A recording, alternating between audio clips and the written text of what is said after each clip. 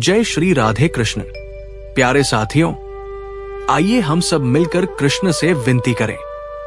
हे गोपाल, जो भी भक्त इस दिव्य वाणी को श्रद्धा से अंत तक सुने, उसके जीवन में प्रेम, शांति और भक्ति का प्रवाह कर देना। और जो भी भक्त इस चैनल को सब्सक्राइब कर वीडियो को प्रेम से लाइक करें, प्रभु उनके परिवार पर अपनी अनंत कृपा बरसाना। कृष्ण कहते हैं, एक बार मुझे पुकारो, मैं 1000 बार तुम्हारी ओर दौड़ कर आऊंगा। तो प्यारे साथियों, प्रेम से कमेंट करें जय श्री कृष्णा और गीता के ज्ञान को हृदय में उतारे। रोना स्वाभाविक है अर्जुन। जब मन अपनी शक्ति भूल जाता है तब आंखें बोझ उतारने लगती हैं। पर मैं तुम्हें यह नहीं सिखाता कि दुख को रोको, मैं तुम्हें यह सिखाता हूं कि दुख का कारण पहचानो। मनुष्य रोता है क्योंकि वो परिणाम से बंध जाता है। वो कर्म से पहले ही फल का भार उठा लेता है। जब फल मनचाहा नहीं मिलता तो वही भार दुख बनकर आंसू बन जाता है। जो हुआ है वो कर्म का परिणाम है, जो हो रहा है वो भी कर्म का प्रवाह है, और जो होगा वह भी कर्म से ही जन्म लेगा। इन तीनों के बीच रोना तुम्हारा कर्म नहीं है, समझना तुम्हारा धर्म है। दुख इसलिए नहीं है कि जीवन कठिन है, दुख इसलिए है क्योंकि तुम जीवन को अपने अनुसार मोड़ना चाहते हो। जब जीवन नहीं झुकता तो अहंकार टूटता है, और उसी टूटन को तुम पीड़ा कहते हो। मैं तुमसे कहता हूं, जो बदल नहीं सकता उसे स्वीकार करो, जो बदल सकता है उसके लिए कर्म करो, और जो तुम्हारे वश में नहीं है उसके लिए मुझे स्मरण करो। रोना छोड़ने का अर्थ ये नहीं कि भावनाओं को मार दो। रोना छोड़ने का अर्थ है भावनाओं के दास मत बनो। जिस दिन तुमने ये समझ लिया कि तुम्हारी आत्मा अजर है, अमर है, उसे न कोई दुख छू सकता है, न कोई अपमान तोड़ सकता है, उस दिन आंसू स्वयं सूख जाएंगे।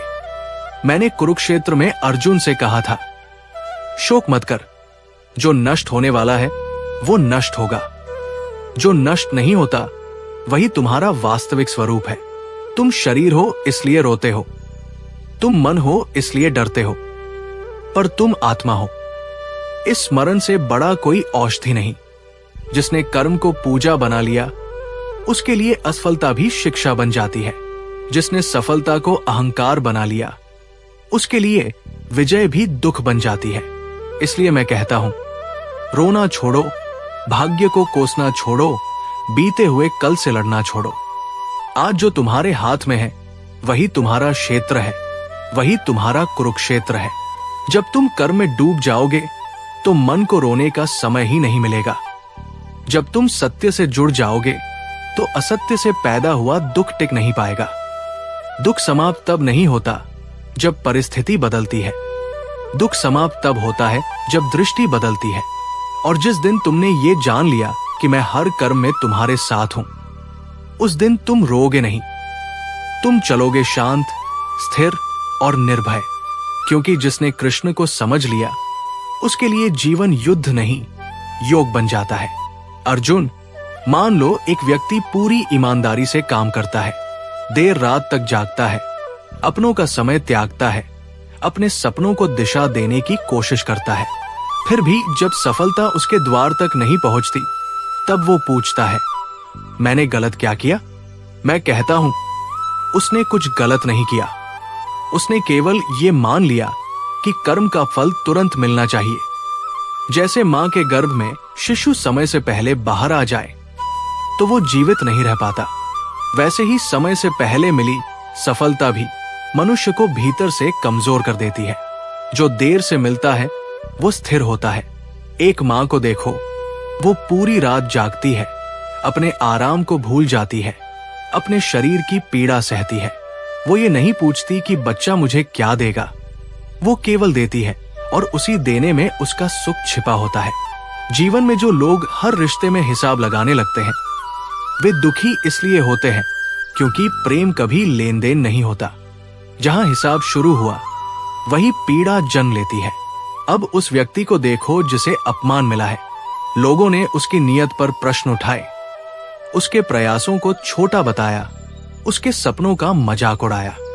वो घर लौटता है, मन भारी है, आंखें नम है। वो सोचता है, मैं ही क्यों? मैं कहता हूं, सूर्य से कभी मत पूछो कि लोग उसकी रोशनी से आंखें क्यों चुराते हैं। जो स्वयं अंधेरे में जीते हैं, उन्हें उजाला चुभता है। अपमान अक्सर तुम्हारी कमजोरी नहीं, तुम्हारी संभावना का प्रमाण होता है।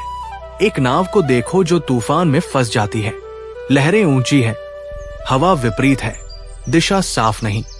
यदि नाविक घबराकर पतवार छोड़ दे तो नाव डूबना निश्चित है, पर यदि वो कांपते हाथों से भी पतवार पकड़े रखे तो नाव धीरे ही सही किनारे तक पहुंच जाती है। जीवन में भी वही बचता है जो डरते हुए भी कर्म नहीं छोड़ता। अर्जुन, दुख इसलिए भारी लगता है क्योंकि तुम उसे अकेले उठाते हो। जिस दिन तुम उसे स्वीकार कर लोगे, उस दिन उसका भार आधा हो जाएगा, और जिस दिन तुम उसे समझ लोगे, उस दिन वो भार समाप्त हो जाएगा। मैं तुम्हें यह नहीं कहता कि तुम मजबूत बनो, मैं कहता हूं तुम सच्चे बनो। अपने भय से, अपनी कमजोरी से, अपने संघर्ष से। जो स्वयं से झूठ नहीं बोलता, वो संसार से हारता नहीं। जब सब कुछ छीन जाए तब भी एक चीज बची रहती है, तुम्हारा कर्म। और जिस दिन तुमने कर्म को पकड़ लिया, उस दिन भाग्य को पकड़ने की आवश्यकता नहीं रहती। तुम वो हो जो गिरकर भी उठ सकता है, जो अंधेरे में भी चल सकता है, जो हार के बीच भी धर्म नहीं छोड़ता। और याद रखो, जब तुम चल रहे हो तब मैं तुम्हारे साथ हूं।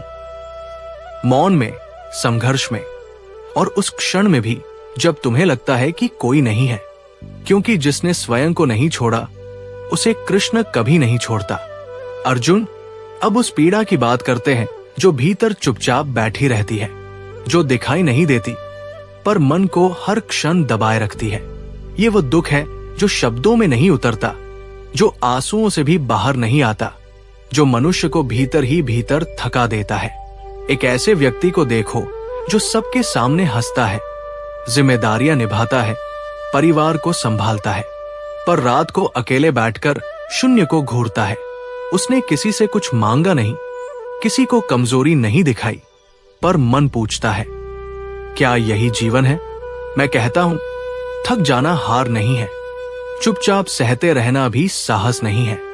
जब तुम अपने दुख को पहचान लेते हो, उसी क्षण उपचार शुरू हो जाता है।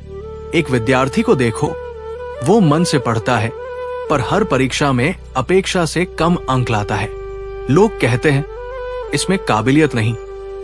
धीरे धीरे वह भी मान लेता है, शायद मैं कमजोर हूं। पर मैं कहता हूं, मछली को पेड़ पर चढ़ने को मत कहो। प्रत्येक आत्मा का अपना स्वभाव होता है, अपनी गति होती है। जब तुम स्वयं की तुलना दूसरों से करते हो, तब तुम अपनी ही शक्ति को नकार देते हो। एक पिता को देखो, अपने सपनों को पीछे छोड़कर परिवार के लिए जीता है। शिकायत नहीं करता, बोझ नहीं बताता, पर भीतर पीड़ा है, मैंने स्वयं के लिए कुछ नहीं जिया। मैं कहता हूं, त्याग तभी महान है जब उसमें गर्व हो, पश्चाताप नहीं। जो किया है उसे स्वीकार करो, जो शेष है उसे पूरे मन से जियो। जीवन कभी समाप्त नहीं होता, केवल दृष्टि संकीर्ण हो जाती है। एक स्त्री को देखो जिसे बार बार ठुकराया गया, जिसकी भावनाओं को हल्के में लिया गया। वो सोचती है, शायद गलती मेरी थी। मैं कहता हूं, अधिक प्रेम करना दोष नहीं है, दोष है स्वयं को भूल जाना। जब तुम अपनी मर्यादा से नीचे झुकते हो, तब प्रेम नहीं, पीड़ा जन्म लेती है। एक ऐसे व्यक्ति को देखो जो धर्म के मार्ग पर चलता है, ईमानदारी से जीता है, फिर भी कठिनाइयों में फंसा रहता है। वो पूछता है, यदि मैं सही हूं तो मेरे साथ गलत क्यों?